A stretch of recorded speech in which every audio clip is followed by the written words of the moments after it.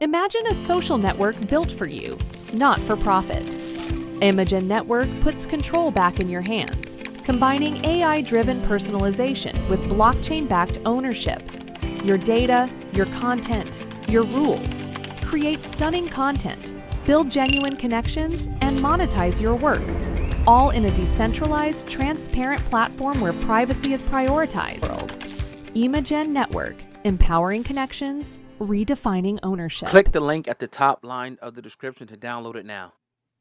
All right. Former Rockefeller CEO Dame Dash is back in the news once again, and it's not good once again. Now, we reported here on Hip Hop Uncensored that Dame Dash was going through some extensive legal issues for a copyright infringement lawsuit, as well as a litany of other things that has continued to pile up for Dame Dash. Now, the U.S. Marshals are pretty much about to seize and sell off most, if not all, of his assets. Now, this kind of one of the situations that got Dame Dash in a hole was a copyright infringement lawsuit where, he was alleged of taking, some copyrighted work and tried to rename it and rebrand it and use it as his own. He was taken to court, and the court did award a judgment of about $823,000 to Josh Weber. Now,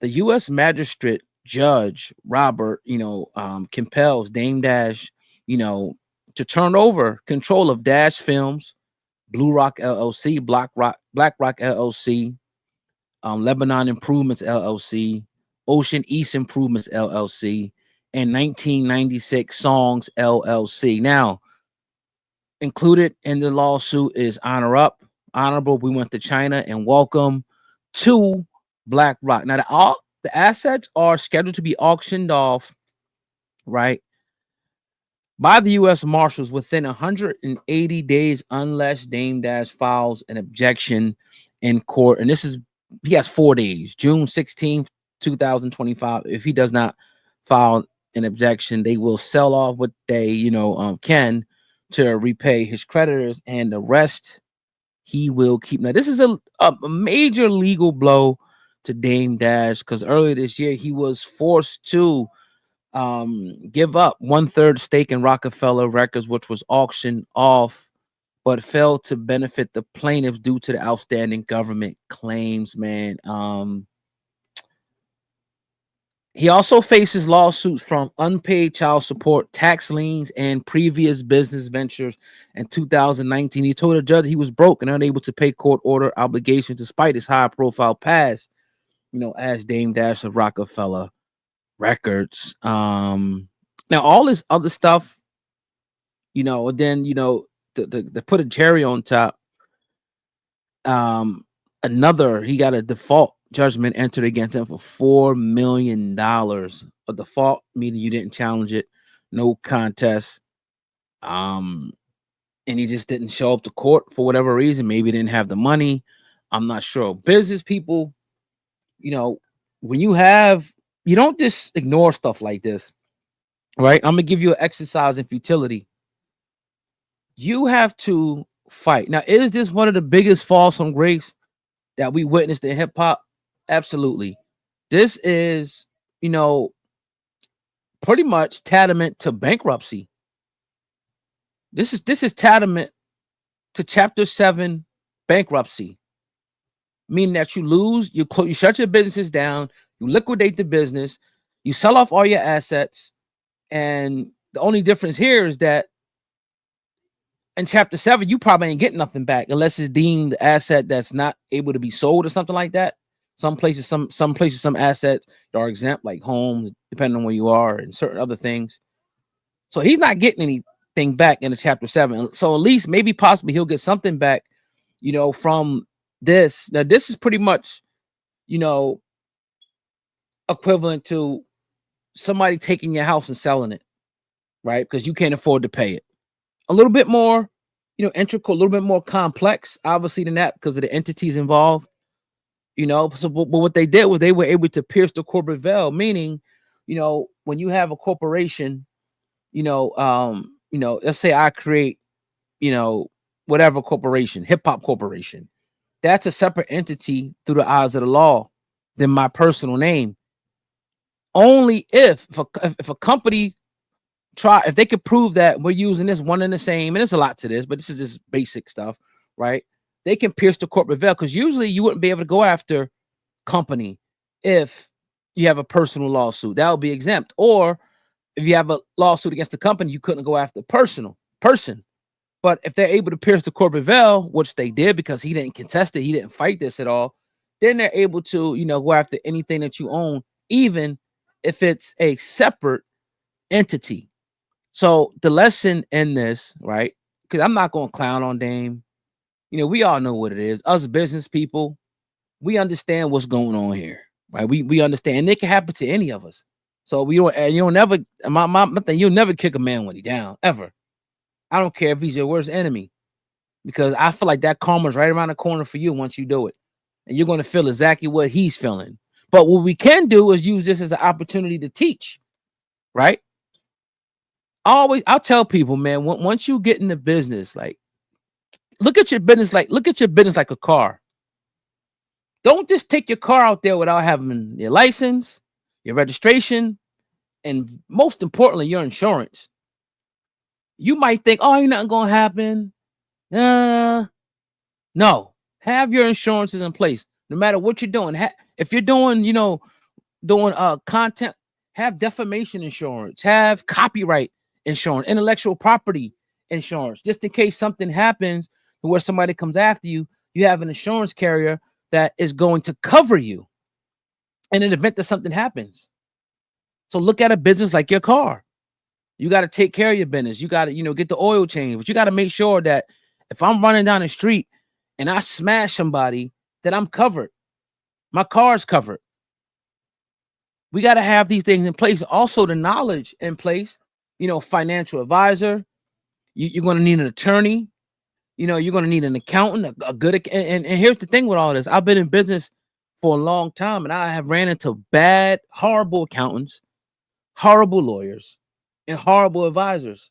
You're going to need all of this. You're going to have to, find, probably through experience, because I had to spend lots of thousands of dollars and a lot of bad experiences with people that don't know how to do your taxes, lawyers that are money hungry, accountants that don't know what the hell they're talking about. You're going to have to find and learn through experience and find the right people to have on your team.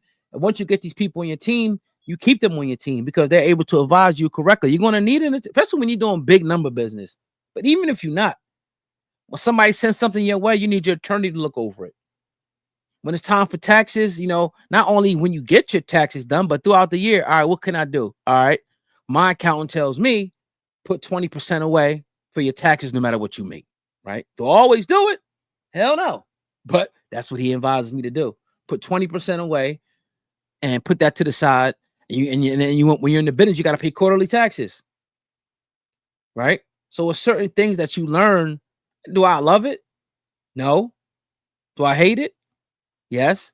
But there are certain things that go into, this. And the reason why a lot of people are coming down hard on Dame is because the amount of money that he made. But however, remember, it's not really what you make, it's what you can save, what you can invest.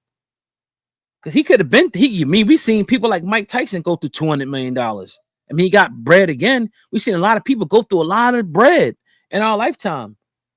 And if you spending money on people when they always going to be around you, even your family, you got to pull the rein back on your family. Your intermediate family and your immediate family in your household and family outside of your household. Because they're going to look at you like a damn bank. And they're going to start, booking vacations, volunteering you to do this, volunteering you to do that. And next thing you know, the money ain't coming in like it's supposed to no more, like it was. And you in between a rock and a hard place. So you want to save. Not only do you want to save, you want to invest. And you want to be a good steward over your money. These are things that I had to learn, and I'm still learning. You have to have insurances. You have to have things that cover your ass just in case you make a crucial mistake. Right? And then you got to do good business, square business with people. You can't be trying to rip people off. You can't be trying to steal people's stuff. You know, you got to have respect, right? So those are some of the things that go along as you progress, you know, more and more. So yes, it's a tough learning lesson. Can Dame Dash shake back? Absolutely. I absolutely expect him to bounce back. I absolutely expect him to shake back because he still has the business prowess. And in a way, this might just be like a little bit of relief for him. Like, finally, it's over. You know, finally, like, I get this stuff. Hopefully, it's enough to pay this stuff off, and I can start fresh. But then, then it's in closing, it's about relationships, how you treat people. We look at Diddy and look at like how he treated people over the years. Everybody's going to abandon you. At a point in time, Dame Dash was calling out to people like Jay-Z, people like Kevin Hart, all these people that he so-called put on. He's like, yo, y'all can write a check and get rid of this shit overnight. But nobody's helping him. Now, I don't know the intricate details of the relationship, what happened here or there, but nobody's helping him.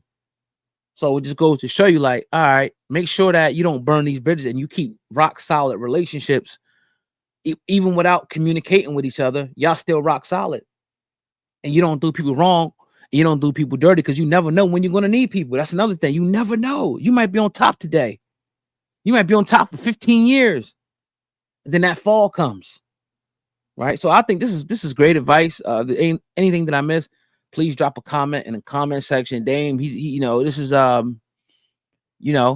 he's losing a lot. He's losing a lot of and somebody asked me, like, do you think that his words are null and void when he said, a man has to own, a man own his own business? And this is a part of it, family.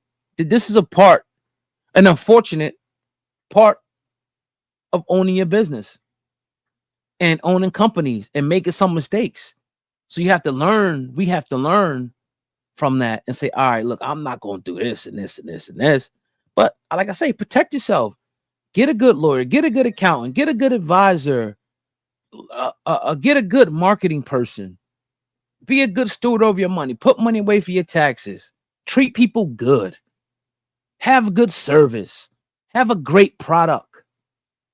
Be a man of your word. Once you begin to do all this stuff, it's it's like a beautiful ocean. It's like a beautiful, circle, that keeps coming back.